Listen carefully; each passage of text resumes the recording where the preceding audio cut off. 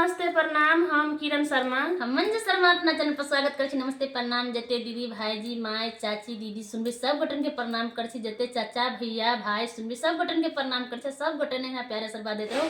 अहिना हमरा सबके आगे बढ़त रहो। हमरा सबके प्यारा से बात बड़ निक लगे। बहुते हमर वीडियो सब चले ना तो चलत रहे।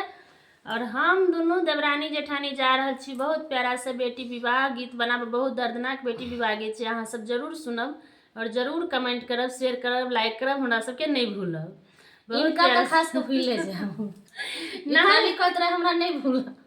देखियो अहाँ सब भूल जाए छे तो कहना जरूरी है कि नहीं भूलब। हमेशा अहाँ सब भूल जाबे तो फिर वीडियो बनावे में मन नहीं लगते, गीत याद करे में मन नहीं लगते। तरह अहाँ सब नहीं भूलब। बहुत प्यारा से बेटी विवाह गीत, बहुत दर्द भरा बेटी विवाह गीत अहाँ सब जरूर सुनबा, जरूर कमेंट करब। जिनका घर में बेटी कुमार रहे छे उनका घर में एकदम सुख शांति रहे छे। जिनका घर से बेटी जखन चल जाए सब सुख शांति छिनाइयो जाए छे। अच्छा हम सब वीडियो बनाबे छी तो बिलाई हमर से होतो किछ